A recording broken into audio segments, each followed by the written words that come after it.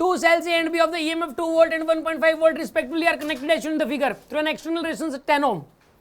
The internal resistance of the cell is 5 ohm. The potential difference EA and EB across the terminals of the cell A and B respectively are. यार देखिए आप ये वाला question, अब देखो ये question आता सबको है, हर कोई कर लेगा इस क्वेश्चन को, ठीक है ना, इस क्वेश्चन को हर कोई कर सकता है, लेकिन इस क्वेश्चन को जल्दी कैसे किया जाए, मैं कैसे सोचूंगा इसको। सिंगल लूप है, सिंगल लूप है तो करंट तो निकल जाएगा ई बाई आर से।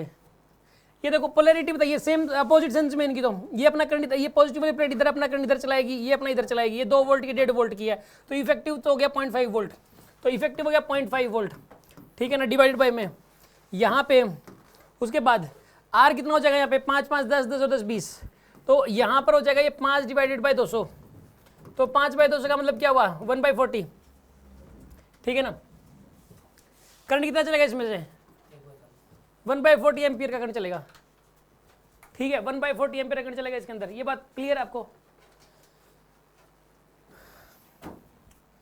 यहां तक तो समझ में आ गई होगी बात आपको, है ना। 1/40 एम्पियर करंट चलेगा, किस सेंस में चलेगा 1/40, इस सेंस में चलेगा, एंटी क्लॉकवाइज सेंस में, ठीक है। अच्छा अब सुनो, अब क्या करना है इसमें, पोटेंशियल डिफरेंस बताना है, ठीक है। The potential difference E A and E B, वैसे E for E M F होता है, लेकिन ये पोटेंशियल डिफरेंस को भी ई बोल रहा है, तो क्या बताएं अब इसमें, ठीक है ना। पोटेंशियल डिफरेंस को वैसे वी बोल देते हैं या वोल्टेज बोल देते हैं, अब इसको ई बोल रहा है तो क्या दिक्कत है इसमें, पोटेंशियल डिफरेंस वर्ड पे जाओ ना, ये सिंपल पे मत जाओ, ठीक है।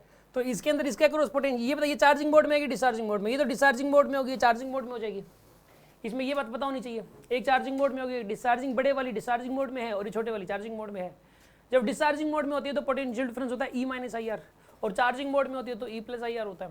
तो इसके अक्रॉस पोटेंशियल डिफरेंस हो जाएगा 2 प्लस में माइनस में आई आर, आई की वैल्यू कितनी है 1/40 और आर की वैल्यू कितनी है 5, तो कितना आंसर आएगा यहाँ पे 2 - 1/8, यानी कि 15/8 आएगा ना, यहाँ पे 15/8 आ जाएगा आपके पास ई माइनस आई आर की वैल्यू, और यहाँ कितना आएगा potential E plus I R, यानी कि 1.5 प्लस में आई की वैल्यू कितनी है 1/40 और आर की वैल्यू कितनी है 5, तो यहाँ पे कितना आएगा, यहाँ पर ये 1.5 प्लस में 1/8, ठीक है ना। तो कितना आंसर आएगा इसका, कितना बनता है भाई 1/8 कितना होता है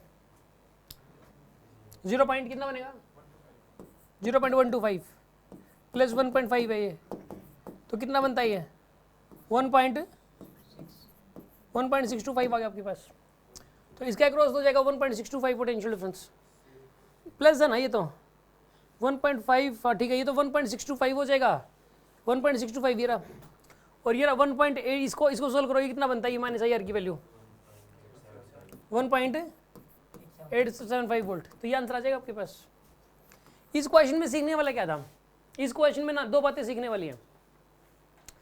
अगर सिंगल लूप हो, सिंगल लूप जैसे ये सिंगल लूप है, तो सीधा ई इफेक्टिव और आर इफेक्टिव देख लिया करो, सारी रेजिस्टेंस सीरीज में मान लो आप, सारी बैटरीज को भी आप सीरीज में मान लो, तो और ई बाई आर का करंट तुरंत निकाल लो, केवीएल लगाने की भी जरूरत नहीं है, केवीएल से लगाओगे तो भी, केवीएल से निकालोगे तो भी 1/40 ही आएगा, ठीक है। सिंगल लूप में करंट तुरंत निकल गया। एक बात हमें ये पता लगती है कि अगर ये दोनों बैटरी, अगर पोलैरिटी सेम होती दोनों की, तो दोनों ही डिस्चार्जिंग मोड में होती।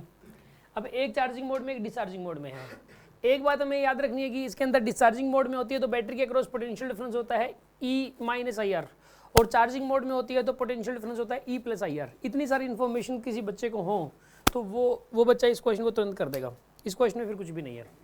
समझ में आ गई होगी बात आपको? कोई डाउट है किसी के मन में?